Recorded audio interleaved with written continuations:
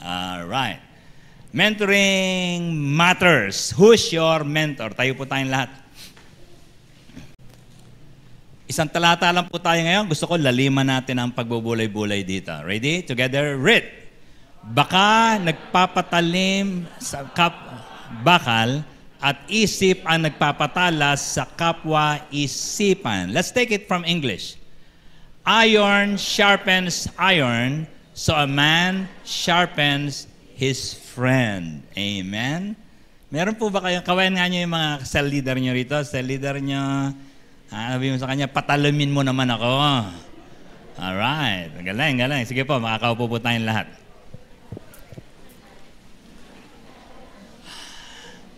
Ang ganda po ng Proverbs. Grabe, no? Binibigyan tayo ng karunungan, nakikipagkiskisan tayo sa Diyos.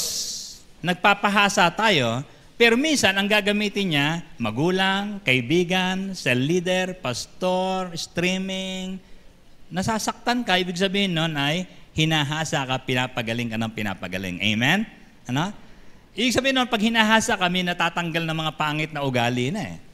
Dati ikaw ay madaldal, dati ikaw ay sinungaling, dati kang palamuray, dati kang anak ng weteng, ngayon ay, gumano ka nga. Hindi na.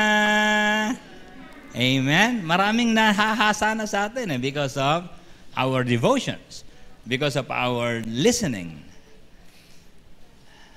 Yung iba sa inyo, hindi nababanggit yung mga kasalanan, lihim lang eh. Ano ba yun? Ano ba yung mga lihim na kasalanan? Nagnanasa sa asawa ng kapitbahay. Hindi pwede ikwento eh, di ba? Ano pa? Yung kinukulam ang biyanan. Ganun. Secret lang yan. Now, life lessons sometimes are learned in homes. Yung mga unang mentors natin, nasa loob lang ng bahay eh. Ganda, di ba?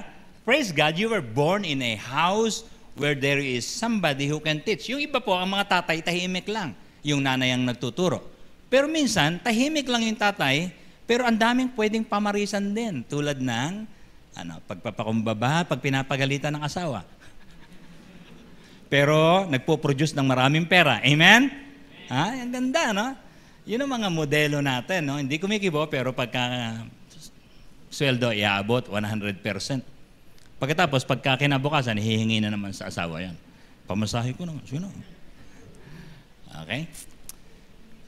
What did you learn in your home? Let me share to you some of the lessons I learned at home. Number 1, admit mistakes. Lagi kang pinapagalitan, di ba? Sabihin sa'yo ng nanay mo, uulit ka pa ba? Di ba? Pero bago sabihin yung uulit ka pa ba, papaaminin ka muna.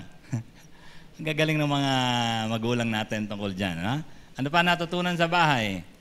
Pwedeng kahalagahan ng magulang. Your parents matter. Alahanin mo hindi lang yung birthday nila. Yung pag nag-utos yan, hindi po pwedeng baliwalain. Mahalaga pala yan. No? At pagkatapos ay nagbibilin yan ng, halika rito, embrace me. You are drawn to him, to herself. Ito, natutunan sa bahay ito, Be content with little. Di ba? Pagtsagaan nyo yung ulam natin, gaganon yung tatay, no? Huwag kayong masyadong didiman ng McDo. Sa bahay natutunan yan, di ba? Paulit-ulit. Pagka nagtatampo ka, magtsaga ka muna dyan, sa KFC. Kanto Fried Chicken. Ito, sa bahay ko rin natutunan to. Maliban sa pamilya namin, dapat meron ka palang lolo, lola. Ay nako, yung bahay ng lolo namin, ang pangalan niya si Apong Kanong, si Apong Mina. Mga kapampangan niya, nagiging sentro nung araw ng mga birthday, Pasko, lahat yan. At napaka-generous, kaya ang sarap pumunta sa bahay ni Apong Kanong. Alright? What about this? Sasabihan ka ng nanay mo, sige, ngayon, umalis ka na, pero mamayang gabi, uuwi ka, hahapunan tayong salo-salo. Family first. Tinuro po sa bahay yan. Ang galing. Ano pa? Sinong mentor mo para magsabi na lumayas ka na maghapon, pero dinner, sabay-sabay tayo, Ngayon ba, sabay-sabay pa rin? O kanya-kanya na? Kasi ako noon, hindi ako naglalan sa bahay. May baon po ako, nakabalot sa dahon ng saging. Ang ulam ko, itlog. Pero pagdating sa hapunan, ay, sama-sama. No? What about this? Value the elderly. Mga tito, tita, okay? Mga lolo ng lolo. Inabutan ko pa yun, si Apong Maria. Ha? What about this one? Sa bahay din natutunan to. Nakikita ko kasi, yung nanay mo, yung tito mo, tita, ginagalang ng barangay. Sabi ko, gusto ko rin yun, yung I have respectability in the community. You learn that in home. Nakita mo yung tatay mo, hindi tinatadya ka ng kapitbahay. Nakita mo yung lolo mo ay, pag nagpunta kami sa Pampanga nung araw, tatawag siya ng meeting and people bow to him. Galing. Ano? Tapos yung ibang meeting pa, nandun sa bahay ng lolo ko, pupuntahan ko, nakita ko.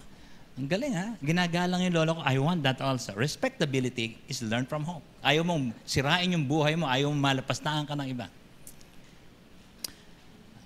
I'm happy that my father did not have any vice. Hindi siya umiinom, hindi siya nagsusugal, hindi siya naninigarilyo. And so, I avoided that also. Amen? Ang sarap po ng mga mentor sa bahay pala, no? Meron ako mga uncle na umiinom, pero dahil ang tatay hindi ko sila gagayahin. Natutunan ko magsimba. Meron akong nanay nagsisimba, no? Yung tatay ko, pag may pera yan, dadaling kami sa Lope de Vega, no? Merong pangalan ng church, Nax. Yun ang pangalan ng church, Nax. Ano? Pupunta kami ron. Ang kasunod nung kasi ay Luneta. Kaya ang sarap magsimba, bailon, no? Okay, what else? Ito. Sa loob ng bahay, ang sarap tumawa. Hindi ka sasawayin, hindi ka papagalitan na, masyadong makabuka yung bibig mo. Hindi ka ginaganon, ha? Ang sarap. And you are encouraged to laugh more. Amen? Na? Kasi puro kami lalaki, no? Walang sasaway, no? Bungis-ngis ka masyado. Wala akong gumaganon. Okay? Masarap ang bahay na po pwedeng tumawa ng tumawa. And also to forgive. Amen? Bakit? Kasi magsusuntukan kayo, magkakapatid, magkakasakitan, magtatampuhan, pero maya-maya, laro na naman. At kahit mga may edad na kami, we just do that. We offend each other, no? Tapos we forgive easily. Amen? Saan po matutunan yun? Sa bahay. Isipin nyo nga rito, mag-isip ka nga sandali. I'll give you some seconds, okay? Meron bang kulang dyan na natutunan mo? Take note mo yun, susunod speaker ka eh. Or is there something na, sana natutunan ko yun sa bahay. Now, pero ang dami nating natutunan sa bahay, pero pumupurol tayo. Tama? Nakakalimot ka pagdating saan? Sa opisina. And so, kinakalawang din ng tao.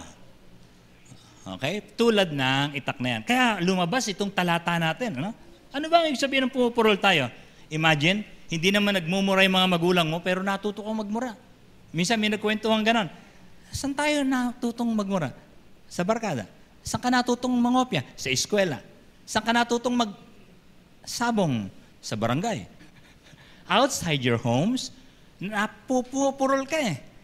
Tumaas ang pride mo, hindi ka na marunong magpakumbaba. Saan mo natutunan yun? Mga kaopisinang mayayabang.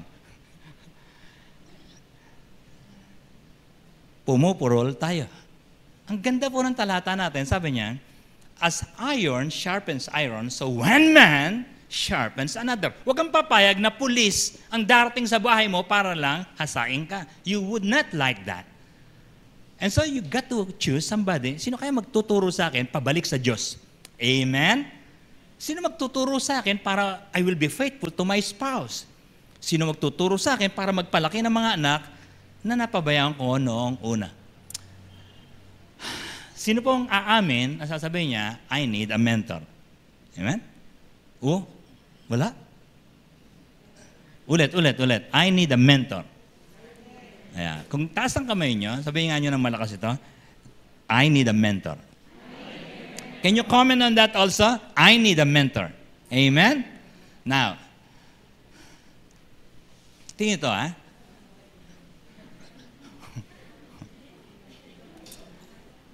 Kung kanino mang aso yan. Pero may sinabi si Solomon na ganito.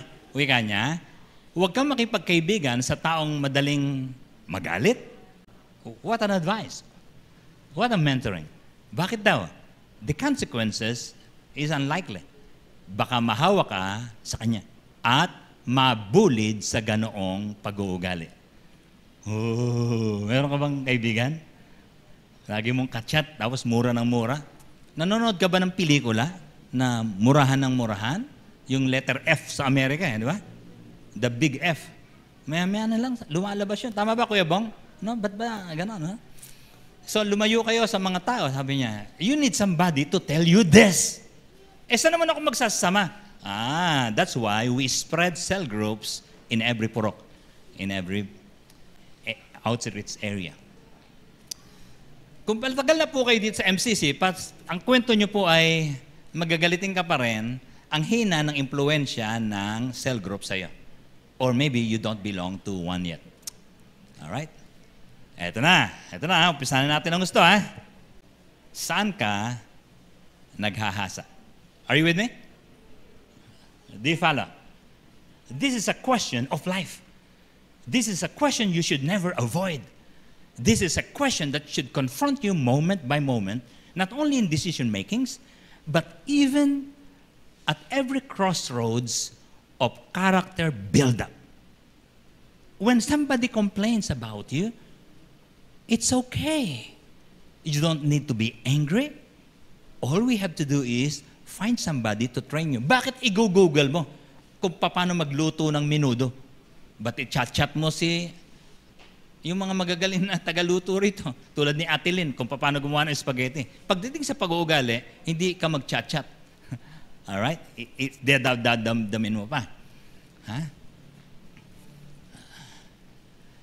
Sino ang pwede mong sabihin, kapag kasama ko siya, gumagaling ako? Amen? Kanino ka gumagaling? Hindi ko po alam kung isang tao lang ang kailangan mo, pero po pwede, kaya, na marami. Because Proverbs is rich in that. He said, in the multiplicity of counselors, you are blessed. Amen? You find success in life. Do you follow? Pwede bang bigyan kita ilang segundo ulit? Tapos, sino kaya ang pinakamagaling na masamang impluensya sa akin? Ha?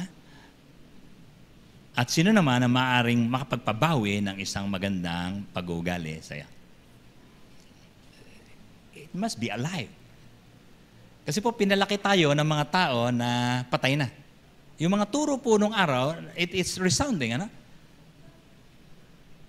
Wala na, pero may impluensya pa sa atin. Talaga? Oh, sino nagturo sa'yo ng piyesta? Sino nagturo sa'yo mangutang? Mga patay na. Namaan ako sa lolo ko to, uutang. Now, can we read together? Can you join me? Go! Hindi alam ng masama kung ano ang katarungan. Ngunit ang mga sumasamba kay Yahweh, lubos itong maintindihan. Ito po ang isa sa pinakamahirap sa mundo yung katarungan. Ang daming yung palpak dyan.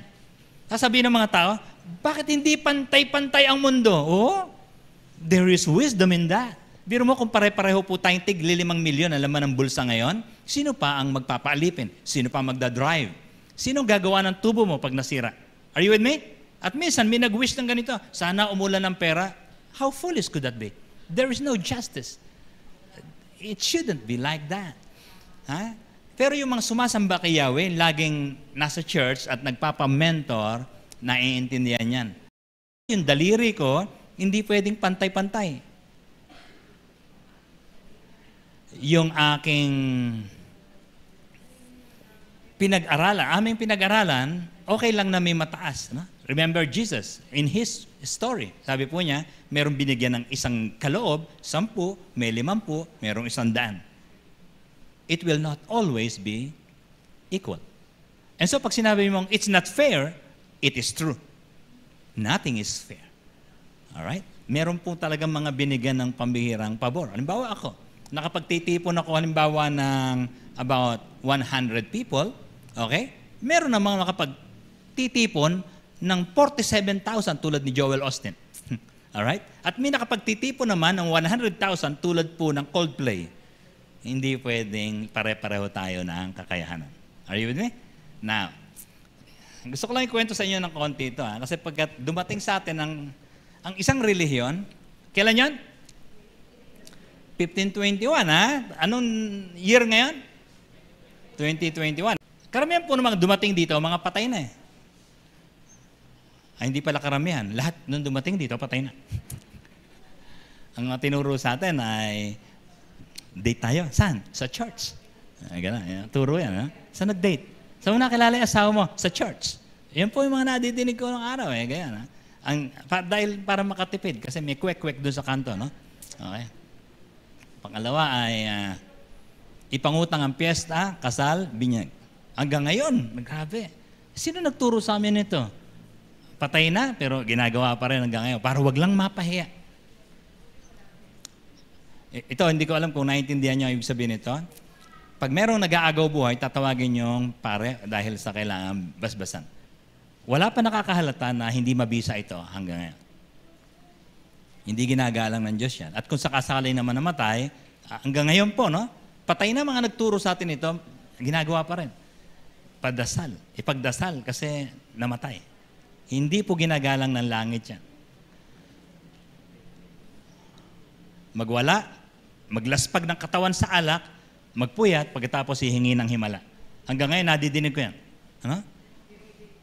Pastor, naglaspag ako ng buhay nung araw, pag-pray mo nga ako ng merong himala.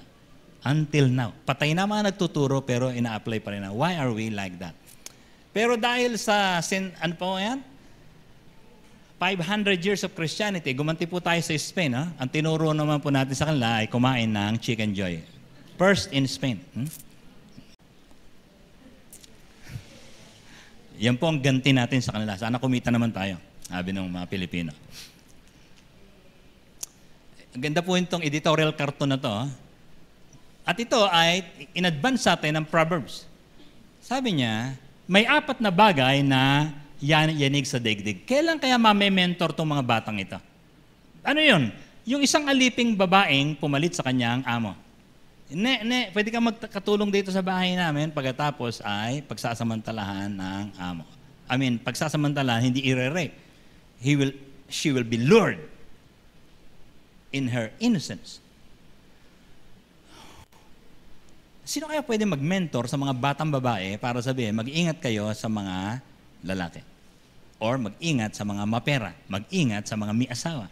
Sino mag-mentor dyan? Mentoring matters. You've got to be intentional. Are you with me? Do you understand that? Now, you got to be a mentor yourself one day from all the learnings, from your mistakes in the past, and from that which is advanced to you by Proverbs. You got to be good. And so the desire to be mentored is that one day I will be a mentor myself, a teacher. Problema po ito sa Pilipinas noon hanggang ngayon. Ito pa, isa. Ha? Tandaan nyo, ha? Election na naman, ha? 2022. Ha? Nagsalita si Solomon tungkol sa Philippine election. Sabi po niya, may 4 na bagay na yayanig sa daigdig. Kanina, yung isa, binanggit. Yung mga kabataang babaeng inosente. Pero ito naman, sabi niya, mga mangmang na nagiging pangulo. Or congressman. Or senador. Kasi sikat pero mananalo siya. Kaya maganda po yung sinabi ni Dolphy nung araw. Ano? Sabi sa kanya, tumakbo ka. Sabi niya, wag na. Kung manalo ko. Anong gagawin ko? Ha? Ang isa sa mga qualification po ay dapat malaman nyo mabuti. Nakakatuwa po itong pag ikaw nag-apply ka sa San Miguel Corporation o sa Shell Philippines, ang taas po ng qualification in terms of academic. Dito po sa pagiging pangulo ay able to read and write. Okay na yan. Magtaka po kayo, ba't ganyan? Ang isa po sa dahilan ay dinala tayo ng mga marurunong, mga elitista. Mga maarting, mga mayayamang may pinag-aralan, hindi dumadampi sa mga pangailangan ng mga mahihirap. Kaya po, isa sa mga dahilan na ititik yan. Siguro, yung mga hindi masyadong nag-aral, mas magaling mamuno kaysa sa mga, at may malasakit. Panahon na para pag-isipan natin ang mga bagay na ito. Sapagkat hahalal tayo sa Mayo 2022. Pero si Solomon, sinulat niya na long time ago. At ito po ang isa sa mga gusto kong pagandaan natin mabuti. Alam niyo po ba na Pilipinas na lang, saka Venezuela, hindi po Valenzuela to, ang hindi bumabalik sa on-site gathering. Report po ito last September 8 lamang, last month. Ito po ay sa Saudi Arabia, balikan na po yung mga estudyante ron. Recent picture po yan. At ang kwento ay, tayo po ang last countries in the world where schools are still shut. Last countries in the world. Nauna pa po sa atin, this month, nag-decide na po ang Kuwait, Bangladesh, Saudi Arabia. Okay? Report po ito ng United Nations Children's Fund official. Mabuti pa po sa Amerika, ito pong Global Citizen. Kilala niyo ba kung sino to? Yun po yung Coldplay. Okay? Nag-gather na po sila ng concert na katulad niyan. Habang tayo, takot na takot pa. September 26. Nung linggo po yan. Matapos nyo magsimba, nag-concert po sila. Natipon po nila about 100,000 people. Tapos po sa online, bin-broadcast po 24 hours. Dami po nanood. Billions of them watch. At ang dahilan po ni Digong ay ito, bakit hindi pa tayo mag-go on-site. Nireject po niya yung pilot study kasi po ay hindi pa po nababaksin yung mga anak natin. Bakit po na-delay tayong konti? We're waiting for donations from other nations. That's a tragedy. Kaya mapalad po kapag yung estado mo ay may kaya. Pero trahedya po kung nauna pa ang Bangladesh, Vietnam, Laos. So, tanong yung mga anak mo, may youth ka bang katabi? May youth ka bang katabi? Tanong yung mga, ready ka ba sa face-to-face? Okay. Bago natin tapusin lahat ng ating kamangmangan, gusto ko hamunin kayo ng gusto kasi may tanong akong kumumpronta sa akin itong mga nakaraang mga araw. Pakinggan ba ng Diyos? Halimbawa, namuhay ako ng kamangmangan, I have disobeyed parents, I have disobeyed the law, I have disobeyed and violated my body, naglapastangan ako sa nature. Pakinggan ba ng Diyos ang pagsisisi ko bago ako mamatay? Anong tingin po ninyo dyan? Sumagot naman kayo? Yan din po ang paniniwala ko. Pero read Proverbs again.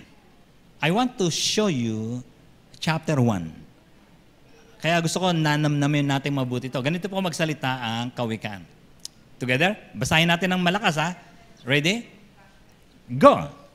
Patuloy nga itong mga panawagan ko sa inyo.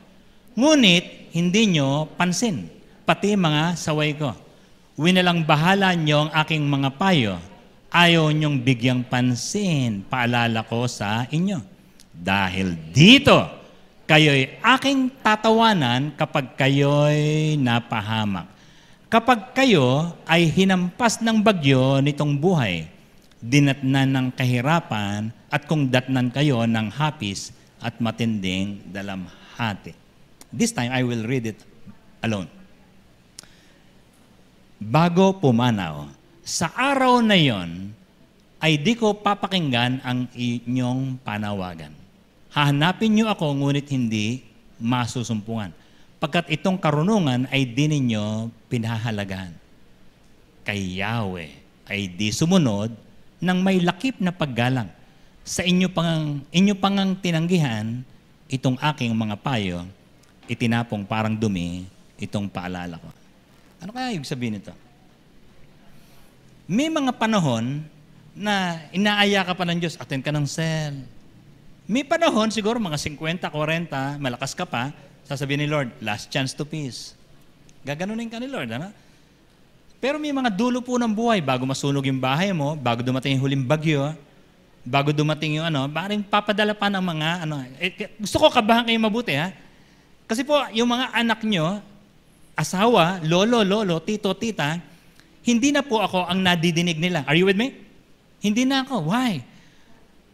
We send, MCC sends, listen up, MCC sends Sherilyn to Riverside, Ate Telma, Ate Ella to Kasulukan, Brother Alfred to Bayobasan, and Juanito, mga tao pong pwedeng meron pong ibang dala. Pwedeng meron silang kabuhayan, meron silang negosyo, pwede silang isang kaibigan. Hindi mga full-time na mga pastors. Are you with me?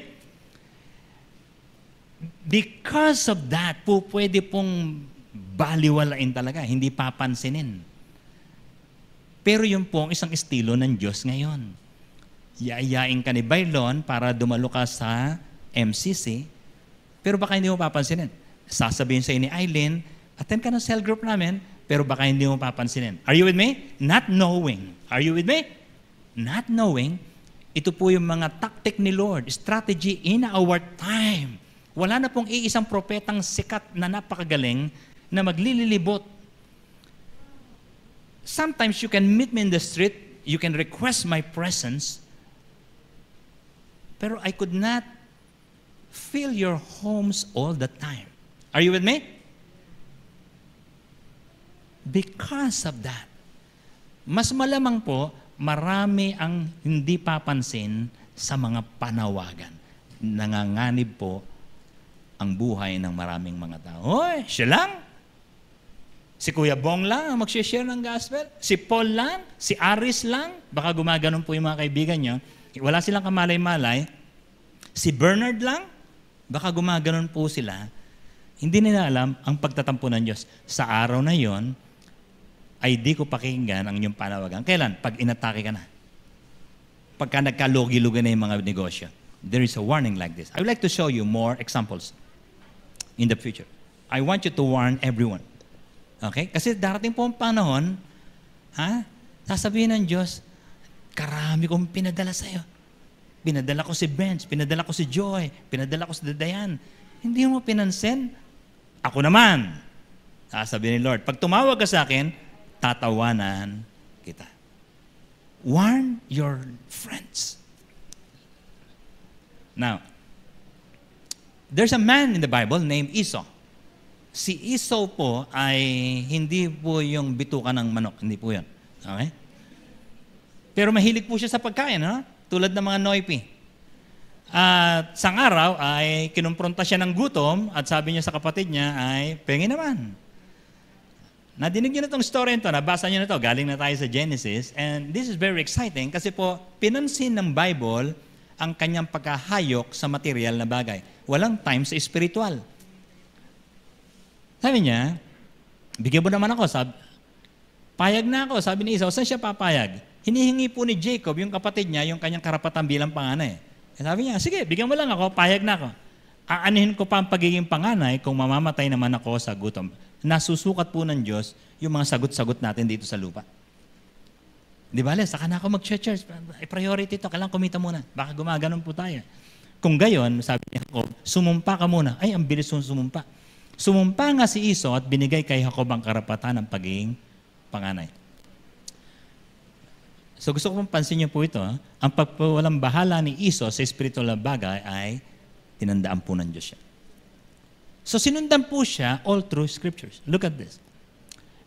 Pati po yung kanyang pag-aasawa, pinansin po ng Diyos.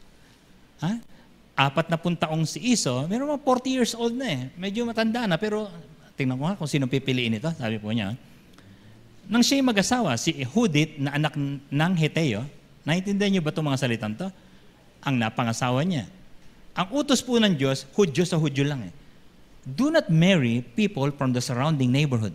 Why? Because they are wicked people, Gentiles. They don't fear God. Tuturuan yung anak mo na magmura, magnakaw, lumapastangan sa magulang. Pero hindi lang po isang asawa kinuha niya, no? Napansin din ni Lord, sabi niya, naging asawa rin niya si Basemat, isa ring Heteo. Dalawang magaganda, matang-mata pa lang, ganda na po. Ano ba? Ganyan po ang mga pinagmamalaki ng mundo, no? Napangasawa ko, hot babes. Gumaganon po. Ito pong resulta doon sa tatay po nilang mananampalataya, sa kasananay po nila. Ang dalawang ito ay naging dahilan ng malaking sama ng loob ng kanyang mga magulang. Pag ang mga anak po ninyo, wala kayong magagawa dyan pag pumipili na sila ng mapapangasawa, di ba? Pag hindi nyo po sila ginabayan, hindi nyo sila na mentor ngayon pa lang, your daughters-in-law, your son-in-law will become the source of your pain. It will pierce your heart. Kasi po, walang takot sa Diyos. mentor your children well. Bring them in the fear of God. Pero kung nandito ka ngayon at nagsisimba ka mag-isa, binabantayan ka rin ni Lord. Sabi niya, sino magtuturo sa iyo? Sino papakinggan mo na dalhin mo yung asawa mo sa Panginoon din? Don't allow them to die without hearing life and death. Somebody would have to tell you that. Makakalimot ka na eh. Kasi mabait na may asawa ko, nagpo-produce naman ng pera, pero you haven't brought him to the Lord. Something to think about. Ito na po yung dulo. Ito na naman ha. Yung dulo, tandaan nyo ha. Hindi lang po bago pumanaw, bago dumating ang mga dilubyo ng buhay mo. Humagulgol ng iyak si Iso. Isang araw po ay binigay na yung bendisyon ng panganay. Ha? Hindi po binigay sa kanya. Naunahan po siya ni Jacob na inaabangan talaga yon. Kasalanan ni Jacob man yon, pero siya, binantayan sa Diyos sa kanya. Pinamigay mo, hindi mo makukuha yan. Kahit na anong iyak. Humagulgol ng iyak si Iso nang marinig ito. Nagmakaawa. Basbasan din po niyo ako, Ama. And you know the story. Kahiwalay na po sila magkapatid. Nagbanta na, lumabas po yung galit niya sa puso. Nagbanta na po siya, papatayin ko itong si Jacob eh. Ano? At kaya po, ang susunod na kwento po nito, tumalilis na po si Jacob, nagpunta sa kanyang tiyuhin, sa kanyang amain na si Laban. Pero hindi po natapos yung kwento dyan. Nagulat po ako, sinubaybayan talaga siya ng Diyos. The writer to the Hebrews pursued him. And he said this. Sabi niya, pag-ingatan nyo na huwag maging makalaman at immoral ang sino man sa inyo. O pawalang halaga ang mga bagay na espiritual tulad ng ginawa ni Isa. Ipinagpalit niya sa pagkain ang kanyang karapatan bilang panganay.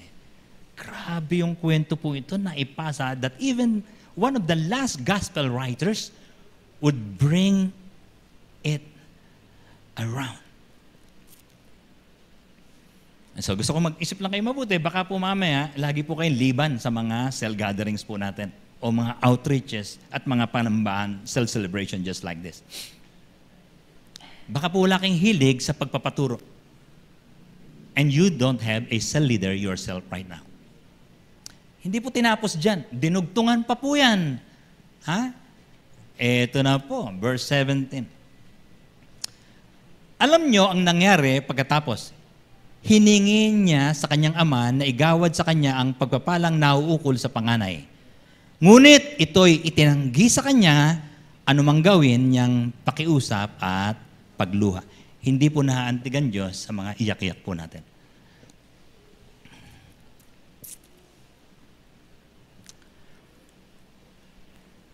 Miawa ba ang Diyos? Maawain po ang Diyos, pero hindi po siya naaawa dun sa mga matapos kang pagsabihan ay tinatalikuran mo siya. God will pursue you. Now, naalala niyo po ba yung magnanakaw sa krus ng Kalbarya? Oo, ba't yun, pastor? Napatawad. Ha? Dulo ng buhay, malapit na mamatay. Alam niyo po ba kung bakit? Sapagkat sa loob ng 400 taon, wala naman ho nangaral sa kanya. He has no mentor. 400 years, there is no prophet from Malachi to John the Baptizer. Wala.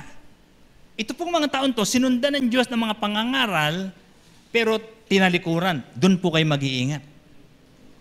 Because MCC sends outreach preachers. And there is an opportunity for your neighbors to hear. Mas mabagsik po ngayon ang Diyos sa mga patuloy na nagbabaliwala ng mga gawain ng Panginoon Diyos. Ito po, mabait po si Lord sa kanya. Bakit? Wala pong naman nangangaral eh. Kaya po pwede po yan. Kung nasa bundok, nasa gubat, walang pinag-aaralan, baby pa lang, kukonsider po ng Diyos yung kanyang habag kasi walang umaabot sa kanila. Iwasan ang last 2 minutes bago magsisi. Are you with me? That's why we need teachers, trainers, equippers in the spiritual realm.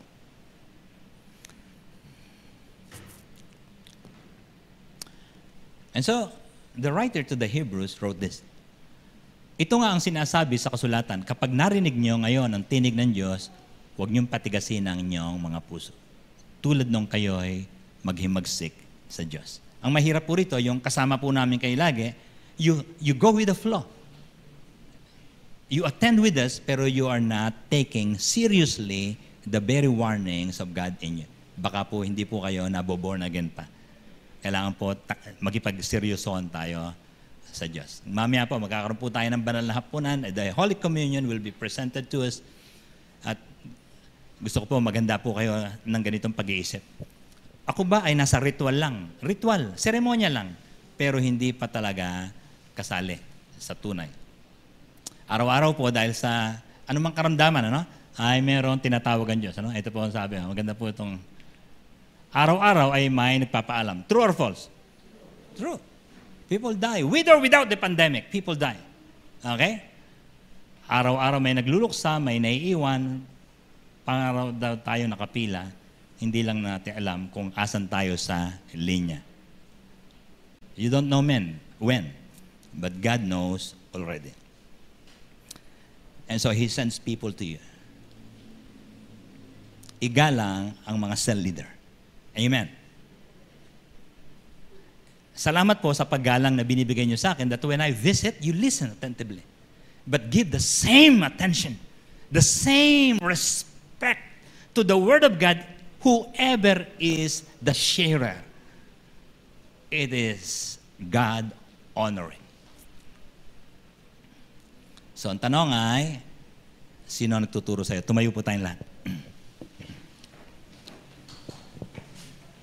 At may dinugtong po akong tanong dyan, pwede pag-usapan mamaya. Baka may iniiwasan kang aralin. Ay, turo na nila lahat tungkol sa pagtanggap kay Jesus. Huwag lang nilang titirahin yung pangangaliwa ko. Baka may iniiwasan po kayo.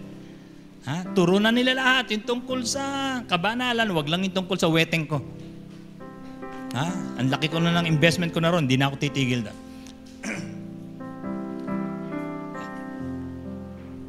Is there a chance you would be a disciple? Ang tawag po sa disciple ay follower. Somebody mentors you. Hawakan natin ating mga puso. Bago ang communion elements to be received by us. Napakaganda po na sa ating pong mga pag-aaral, meron po tayong pansariling paninita sa ating mga puso. Sapagkat masakit kumasita ng iba. Marami mga example na binabanggit dito, hindi po nababanggit yun sa inyo. Pero panahon na, upang kumprontahin natin ang ating sarili as God confronts us. Meron bang isang kasalanan na dapat nating iwanan? At paano ka magpapatuloy kay Lord kung hanggang ngayon hiwalay ka sa mga regular na pagtitipon ng MCC? Can you ask God this one? Lord, give me a mentor. Come on, speak to the Lord. Magpakumbaba ka. Sabi mo sa Lord, papaturo po ako. Hindi po ako hahabol-habulin. Ako na po ang susunod. At mangumpisal ka sa Panginoon sa isang bagay na parang mahigpit sa puso mo. Papasukin mo siya sa iyong kusina, sa iyong sala, sa iyong bangko, sa iyong pinag-aralan.